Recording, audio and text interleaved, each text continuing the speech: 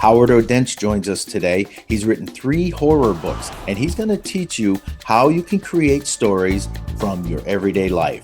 Doesn't everybody have a llama on their wall?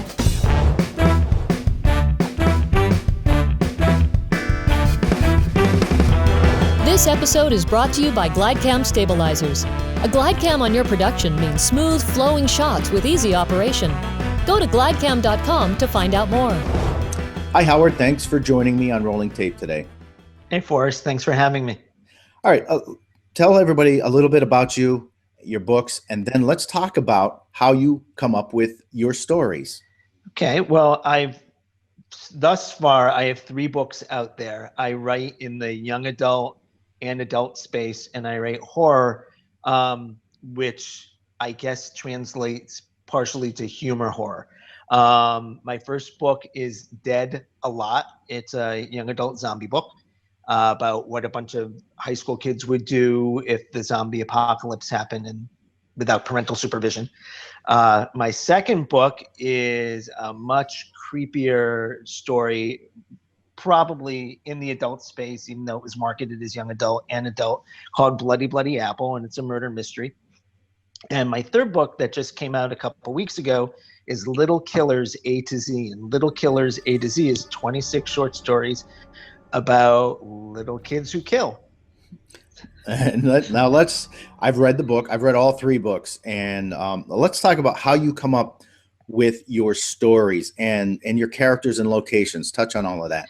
Well, first, I'm going to go in reverse. My location is always Western Massachusetts. I was born here, brought up here. Western Massachusetts is just a vast gold mine of story-making opportunities. There's so many little quirky little towns. A lot of people don't know that, we have one big city here, which is Springfield. And, you have suburbs around it. But when you start getting up into the hill towns, you're either really hick or really hippie. and it's like a whole half a state that just has a bunch of strange little towns. As far as where I get my characters from, it sounds a little trite, but you write what you know. I think everybody over the course of their lifetime, from when you're a small kid all the way up into adulthood, you meet all these different people. And even in the course of every day, you're going to meet people. Some of them you're going to jive with, some of them they're not. Some of them you're going to be like, wow, they're really bizarre. Why are they wearing that? Or whatever. And there's stories behind all those questions that run through your mind. So I really think that I write what I know in terms of setting, and I write what I know in terms of characters, because I've met them all. Even a lot of the names that I use in my books, they're people from high school, they're people from work. I killed a bunch of people from work in Dead a Lot, and I didn't even change names there. I just use some of the names. Sometimes you meet people, even when you're growing up, who have just such a weird like nickname or just a funny name in general. I use what I know. I don't think I ever sit there and scratch my head and I'm like, oh, what should I do for a name? I just pull it out of my experiences. Mm-hmm. Now, as far as settings, in Little Killers A to Z, there's 26 stories, 26 individual stories. How did you come up with, give some examples of how you came up with some of these short stories? Well, when you were talking about settings, for example, with Little Killers A to Z, I'm trying to write things that scare me. And sometimes there are things that I find funny as well. But there's something about the setting of a farm along with creepy things that I find like the creepiest. So I wrote a lot about rural settings. But a setting can be a school bus. A setting can be the back of the barn. One of my settings happens to be a girl and her father ice fishing. It's just things that people do around here. And you don't often see stories set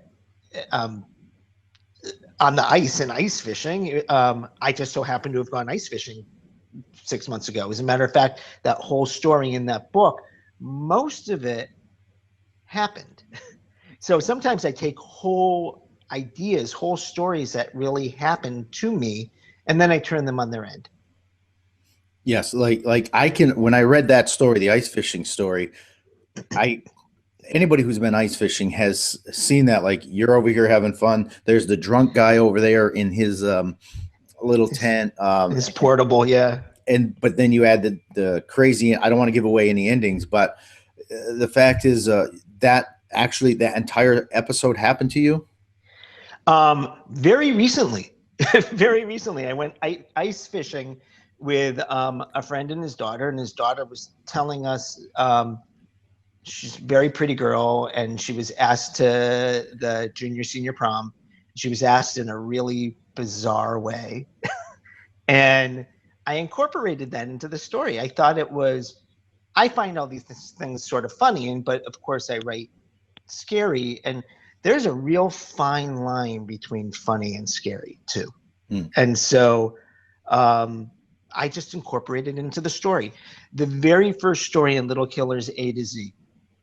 A is for Andy, who watches his dad. Happens to be about an abused boy who sees his father fall on the ice. This kid's getting ready for school. He's inside the house. He's seen that his father has slipped and fallen on the ice outside of the house. The guy can't get up, and a snowstorm is whipping up. And in real life, my partner fell on the ice and broke a leg just like 8 months ago, and I'm sitting in the hospital and waiting to find out the results of the surgery and the pins in the leg and everything. And I wrote that story there. I just, it's happening. So when it's happening, you can actually talk about, like, the sights and the smells and the sounds because you're living it. So inspiration can come from having fun ice fishing or watching somebody fall and break their leg on the ice in the driveway. Or from anywhere. There's another story in that book. I'm getting up there in age. We're both middle age. When I was a kid, there was no leash law.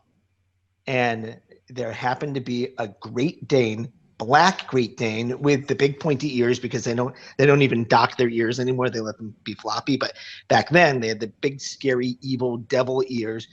And his name was Fury. He terrorized our neighborhood. How can you make that up?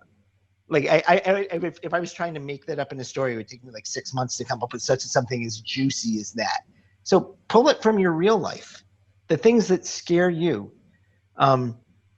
I come from a whole generation that won't go in the ocean because we all saw Jaws. Yeah. So, it's the things that scare us. Oh, that's good. That's great stuff, Howard. So every day things can be an inspiration for a story. Absolutely. Before we go, Howard, let's talk about what I call the white elephant in the room. It's actually a llama, right? Talk about your llama real quick. Right here. This is actually a paper mache portrait of my llama. His name is Wickham, and not this guy. Well, his name is Wickham too, but Wickham actually exists. I'm actually boarding him at a farm because we just left the farm that we owned. But doesn't everybody have a llama on their wall? I'm pretty sure not, but Howard, thank you so much. And maybe that explains why a lot of your settings are farms. But who knows? We'll have you back on to talk more story in the future. But this was wonderful. Give the websites, your websites for the for you. For me is www.howardodentz.com. And on that site are links to where you can purchase all of my books. My books are available wherever books are sold. I'm published by Bell Bridge Books. Wonderful, wonderful people. I can't say enough about them. And they've done great things for me in my career so far. All right, Howard. Thank you so much for joining me. Thank you, FORRIS. the versatile, lightweight GlideCam stabilizer. A GlideCam on your production means smooth, flowing video with easy operation. GlideCam, the name and future of camera stabilizers.